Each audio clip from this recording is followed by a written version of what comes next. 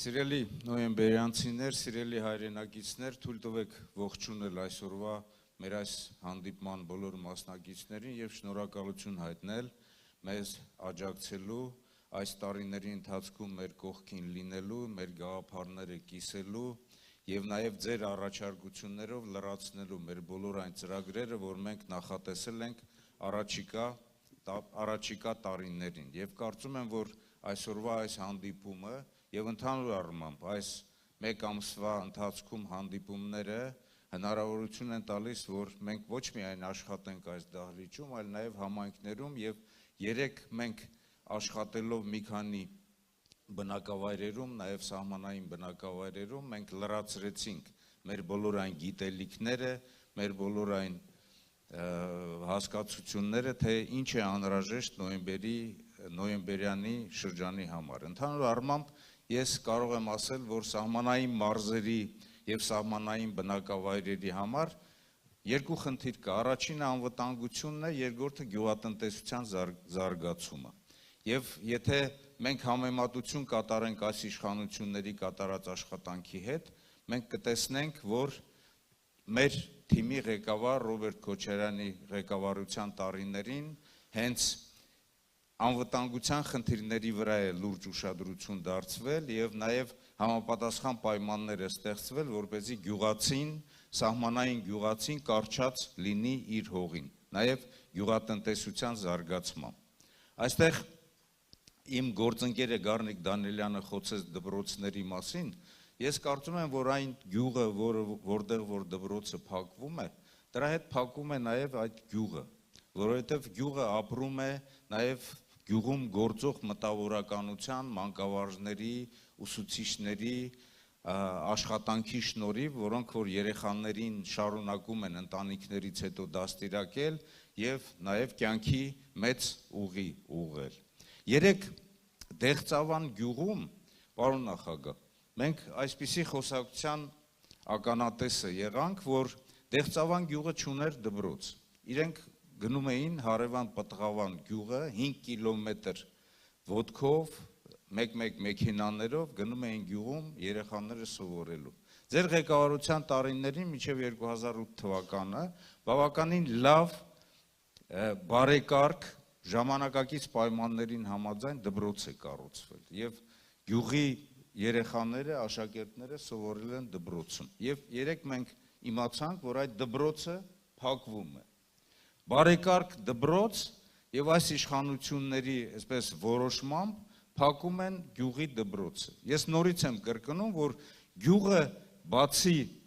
նաեւ ակտիվ գյուղացիներից նաեւ ապրում է դպրոցով, ապրում է նաեւ այն մարդկանցով, այն վետերաններով, որոնք որ պատերազմի մասնակից են եղել, այն ինչ բնորոշ է այսօր նոյեմբերյանի շրջանին։ Ես գյուղատնտեսության մասին չեմ խոսի, որովհետև մեր ծրագրերի մեջ դա նշված է,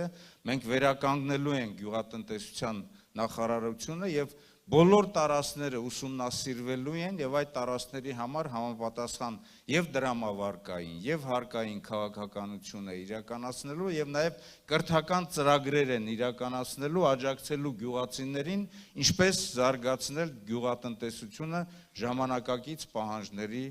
պահանջների համաձայն։ Նոյեմբերյանի շրջանի համար ամենակարևոր խնդիրներից մեկը անվտանգությունն է եւ սահմանների ամրապնդումը։ Երկար տարիներ մենք աշխատել ենք, ես անձամբ նաև աշխատել եմ նոյեմբերյանի շրջանում, բոլոր սահմանային համայնքներին աջակցությունն ենք ցուցաբերել, նույնիսկ ամրապնդել ենք պաշտպանությունը այնպես, որ մի քանի գյուղերում հիշում եք, օրինակ Կոթի գյուղում անասնագողություն գոյություն ուներ ադրբեջանցիների կողմից։ Այդ էլ ենք կանխել եւ այդ ամենի հիմքը դրվել է մեր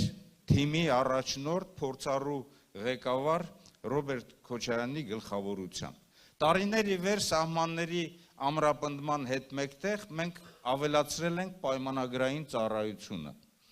որովհետև գյուղացին բացի նրանից, որ պետք է իր ընտանիքը պահի, զբաղվի գյուղատնտեսությամբ,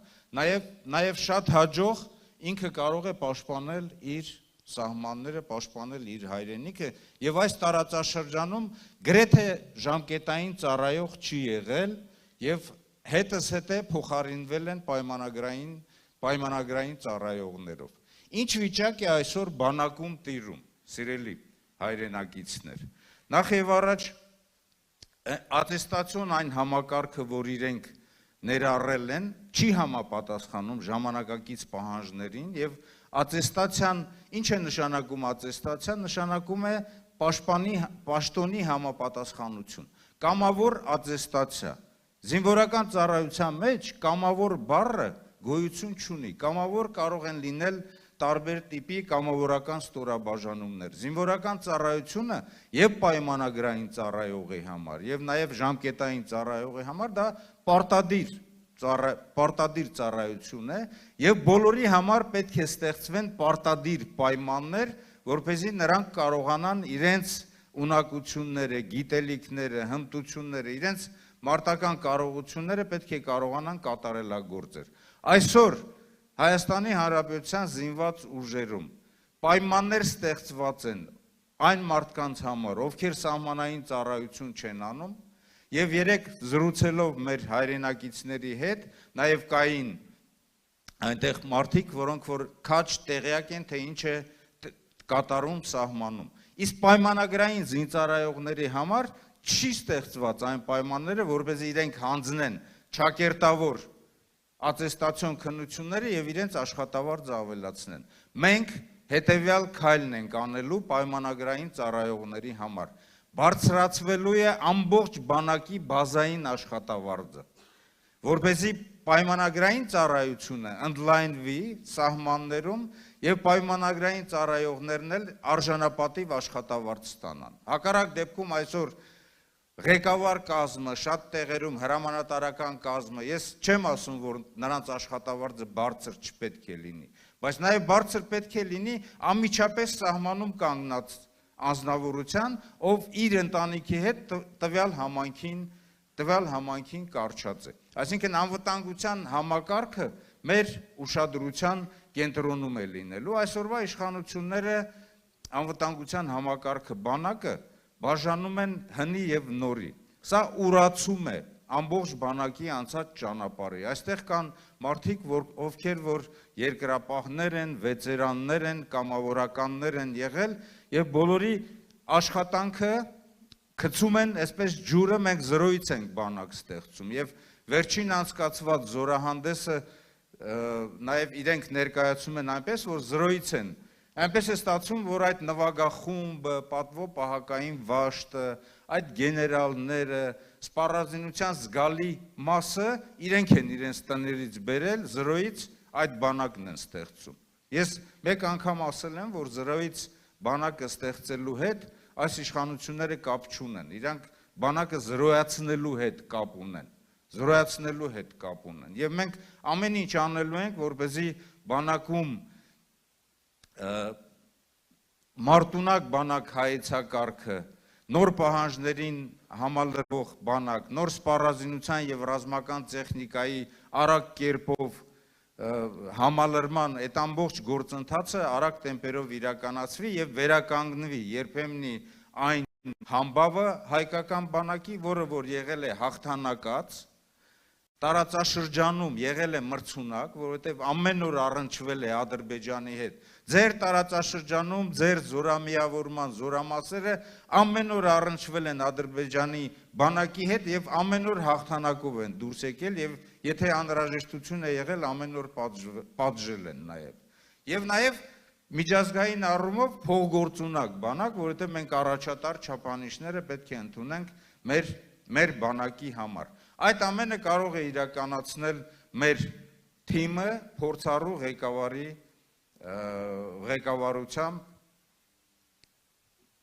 հիմք ընդունելով նաև իր կառավարման տարիների այն փորձը, որոնք որ արդյունք են բերել։ Այնպես որ հարգելի հայրենակիցներ, մեր խնդրանքն է, որպեսզի մի քանի օր հետո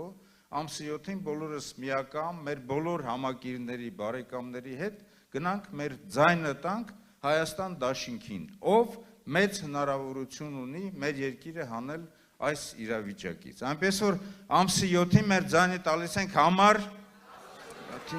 ամսի 7-ին համար միասին կարող ենք։ Շնորհակալություն։